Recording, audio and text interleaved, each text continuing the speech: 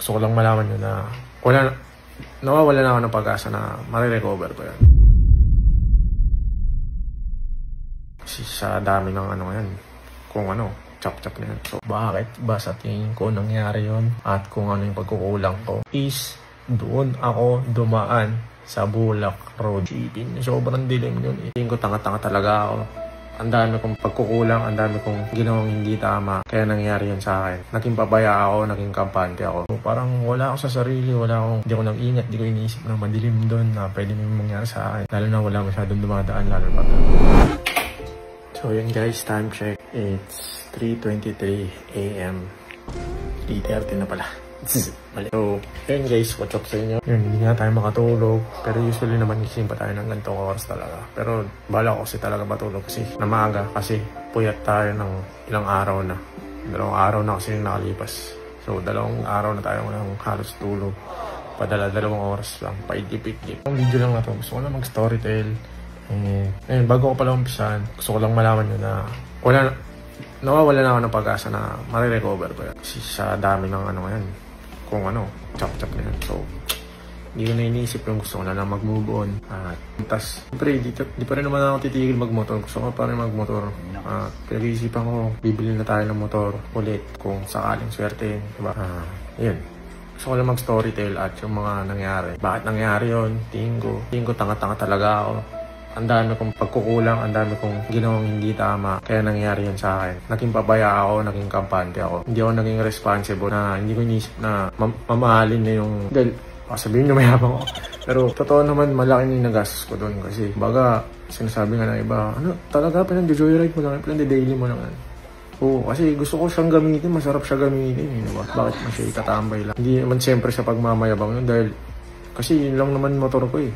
Ano pang di-daily ko, di ba? So, ayun, ito yung sisimulan ko sa number 1. Una sa lahat, talaga, hindi talaga sana mangyayari yun. Kung di, dahil magkukotse sana talaga ako noon. Hindi talaga dapat ako magmumotor kasi alam niyan guys, nung Sunday dito dun sa Manila, maulan nung panahon na yun. Basa nga yung daan actually. Hindi sana na talaga nangyari ako, nakakotse ako. Well, pero nangyari na. Pinalam ko lang sa inyo na alam nga nung mga tropa ko yan, si Pawe, si Kate, nakala niya umuwi ako ng nakakotse.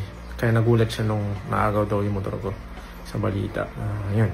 Muna sa lahat, ayun, dapat talaga magkotse ako. Pero ayun, nag-decide kasi ako na motor kasi gabi na ako umalis nun, 11 na ako umalis nun. So, inaantok na ako. So, pag nakakotse kasi ako, mas inaantok ako. Kaya inisip ko magmotor dahil ang sarap magmotor.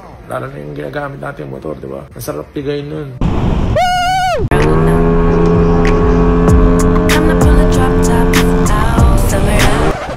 Sarap siya gamitin kaya less antok pagka nakamotor ako. Kaya na-decide ko, nakakapag-decide ako na nagmotor na lang ako. Yun yung una. Pangalawa, bakit nangyari yun is naamin ko, umuwi ako ng gabi, madaling araw. Kamote ako guys. Pag alam ko maluwag talaga, lalo na sa MacArthur, diba? Lalo na yun linggo ng gabi. Bali pa Monday na madaling araw. Wala talagang ka-kotse-kotse, walang kasasakyan, mga truck, wala. Bihira. Usually pag umuwi ako doon, nakakotse talaga ako or pagka nakamotor naman ako, talagang kamote ako magpatakbo doon dahil nakakatakot nga madilim. Tapos, yun, madilim.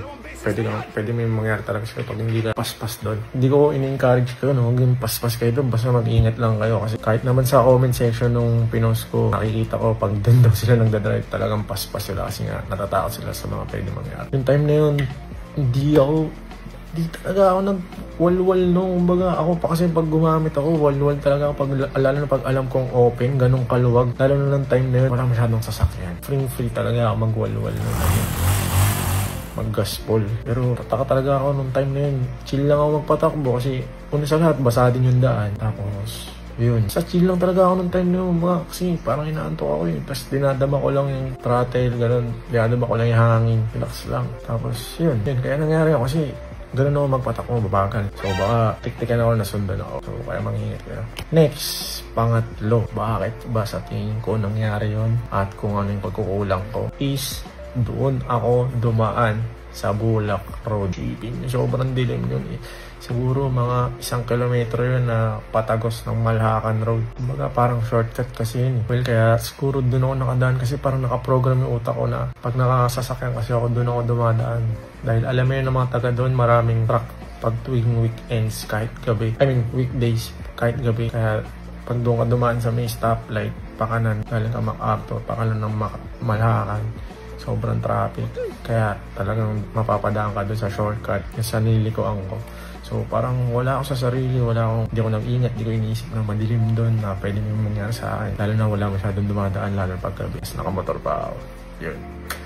Hindi talaga dapat ako doon dumaan. Tanga-tanga.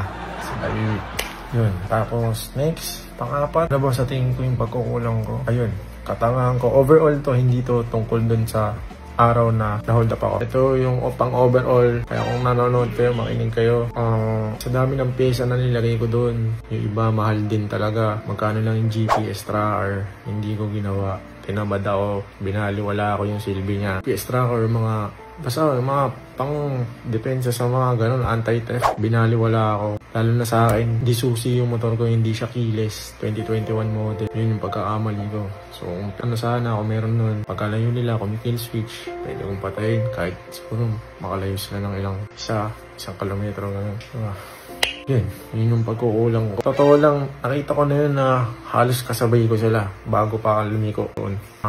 Nakampante lang ako kasi ayaw na lang magbigay ng mga information kasi kumbaga, move on na lang ako eh. Okay na yun, wala na sa akin yun, yung motor na yun, hindi na ako maasa. Kaya, propose ko na lang to kasi ang dami nagtatanong. Kahit yung mga sa friends list ko, hindi ko masagot. So, ito siguro, panoorin na lang nila. Or sa personal, pag nagkita, pwede naman kwento ko na lang. Kasi ayoko nang last post ko na to tungkol doon. At balik na ulit tayo sa vlogs natin. Which is, malabo pa siya ngayon, dahil wala tayong motor. Pang MC Taxi, pang Joyride. Sana naman Joyride ha. Joke lang. Kahit ano lang, Mio Sporty. Charot, joke lang. Wala tayong Mio Sporty. Pwede ba yung Mio Sporty sa Joyride? So, yun nga. Siguro, magka-car content muna tayo. Yun. Kung napanood nyo man to, iwasin nang dumaan doon at lagi kayo mag-ingat. Yung mga pagkukulang ko sa susunod, hindi ko na gagawin. Upunan ko na lahat ng mga pagkukulang ko. Ano daw? Yun, mga dapat iwasan. Tsaka yung safety, lagi maging alerto. So yun, hintayin nyo na lang, makahanap ulit tayo ng bagong unit. Sana pala rin. At sana may sumuporta pa din, no? At parang hindi ko, ang hirap bumalik sa stock lahat eh. Siyempre nasanay tayo ng ilang buwan din natin gamit yun, siksik sa pyesa, gano'n. Diba? Nakapanginayang. So, sana sa mga brands dyan, kung gusto nyo pakabit yung mga produkto nyo, let's go. Kabit na natin yan. Sa magiging bagong motor, kiniklaim ko na. Alam mo, hindi na mo problema yun, pero ganun talaga. Dapat, tuloy lang. So, ayun lang guys. Hindi ko alam, baka maguluhan kayo sa mga pinagsasabi ko dito. Gusto ko lang talaga i-share. Yun, basta move on na talaga ako. Ayun, hindi na ako makasa doon. Ingat kayo lang guys. Yun lang. Maraming salamat sa mga nag-alala. Shoutout sa inyo. Okay lang ako. Bounce back tayo. Tapos, ingat kayo palagi. Hindi lang sa Bulacan, sa ibang parte. Grabe yung krimen ngayon sa balita. So, yun lang guys. Maraming salamat sa inyo. Peace.